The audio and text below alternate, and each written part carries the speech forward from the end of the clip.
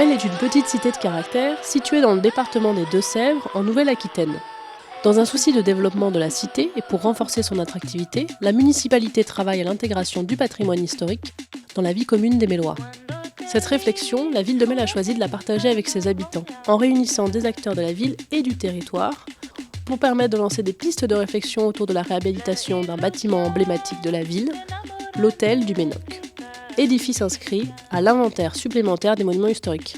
Alors le projet du Ménoc, c'est un projet dont on a décidé de s'emparer particulièrement sur ce mandat-là. Il s'appelle hôtel parce que ça a d'abord été un hôtel particulier. Il est ensuite devenu palais de justice jusqu'en 1990-95 je pense. Et depuis, en dehors de la société archéo-spéléo de la commune qui occupe une pièce ou deux dans le bâtiment, il n'y a pas d'autre usage pérenne à ce bâtiment en dehors du fait qu'il serve une fois tous les 2 ans de lieu d'exposition pour la Biennale d'art contemporain.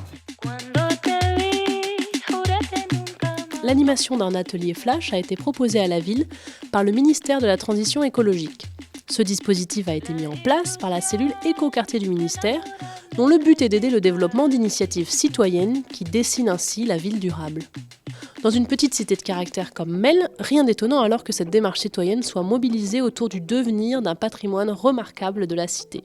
Le développement durable, la transition écologique, ce sont des défis qu'on ne peut relever, à mon avis, que s'il y a d'une part des politiques publiques, des engagements politiques de la part de l'État et des collectivités, mais aussi s'il y a des engagements très forts de la part des citoyens. Ce qu'on voulait, c'est qu'il y ait vraiment une émulation, une animation, et c'est ça que nous avons financé, avec aujourd'hui donc cet atelier flash, atelier des territoires flash, qui doit permettre ensuite d'enchaîner, je l'espère, sur un projet d'éco-quartier, mais on est bien parti. Mais on ne vient pas donner une recette, on ne vient pas donner une solution, on ne règle pas des problèmes, mais par contre on met les acteurs autour de la table et on ouvre une discussion en fait. Quand on fait l'effort d'aller vers les citoyens au préalable par rapport à une idée, on a des retours qui peuvent permettre déjà de percevoir la manière dont le projet sera perçu au moment où on va vraiment le rendre plus public.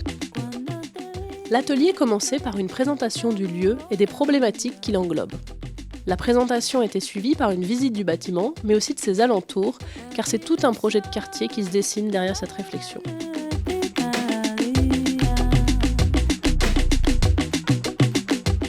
Pendant la visite, les participants ont pu mieux comprendre les enjeux du projet, se projeter et faire des propositions sur le devenir de l'hôtel du Ménoc. Là, on est en train de travailler un petit peu sur la question du stationnement autour de l'hôtel de Ménoc. Donc on essaye de voir quelles solutions on peut apporter pour répondre aux besoins des usagers, tout en adaptant le bâtiment dans sa beauté architecturale en tout cas, et en le mettant en valeur le plus possible. C'est-à-dire on se plaint d'être absent des décisions. Et pour une fois, on a quand même la chance d'être au cœur d'un dispositif où on voit un peu les gens aussi qui sont très très impliqués dedans, mais on voit aussi la façon dont se construit un projet.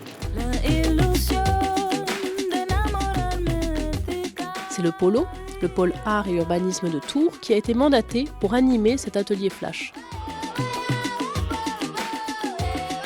Là, la vocation de ces approches flash, c'est plutôt de commencer à mettre au travail les différents acteurs et d'ouvrir le champ des possibles.